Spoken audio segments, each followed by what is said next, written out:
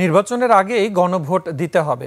জামাত কোনো পাতানো ফাঁদে পা দেবে না বলে জানিয়েছেন দলের সহকারী সেক্রেটারি জেনারেল হামিদুর রহমান আজাদ। সুষ্ঠুভাবে নির্বাচন করতে কমিশনের সাথে 18টি প্রস্তাব নিয়ে প্রধান নির্বাচন কমিশনারের সঙ্গে আলোচনা করেন জামায়াত নেতারা।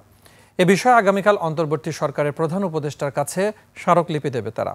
আরফিন শাওনের রিপোর্ট। সানবিট সব দিবে সামাল। সানবিট ম্যাজিক প্রেস ডিশওয়াশিং এর মাথা ঘোরানো সলিউশন। জুলাই সনদকে আইনি ভিত্তি দিতে নভেম্বরে গণভোট দাবি করে আসছিল জামায়াতে ইসলামী সহ ইসলামী দলগুলো। তবে সে অবস্থান থেকে কিছুটা সরে এসেছে দলটি। নভেম্বরে সম্ভব না হলেও জাতীয় নির্বাচনের আগে যে কোনো সময়ে গণভোট চায় দলটি। রাজধানীর আগারগাঁওয়ে নির্বাচন ভবনে প্রধান নির্বাচন কমিশনারের সঙ্গে বৈঠক করে জামায়াতে ইসলামের একটি প্রতিনিধি দল। আলোচনায় গুরুত্ব পায় সুষ্ঠুভাবে নির্বাচন হওয়ার বিষয়। দলের সহকারী সেক্রেটারি জেনারেল বলেন, নির্বাচনের আগে যে কোনো সময়ে গণভোট আয়োজন করতে হবে। ফাঁদানো ফাঁদে আমাদের পা দেওয়ার সুযোগ নেই। পৃথক ডেটে যদি নির্বাচনের আগে এনি ডে গণভোট যেন অবশ্যই নির্বাচনের আগে হয় এবং পৃথক দিবস হয়। প্রবাসী ভোটারদের ভোট নিশ্চিত করার কথাও বলেন দলটির নেতারা। প্রবাসীদের যে ভোট দেওয়ার পোস্টাল ব্যালটে যে ভোট দেওয়ার এ নিয়ে একটু কনফিউশন আছে।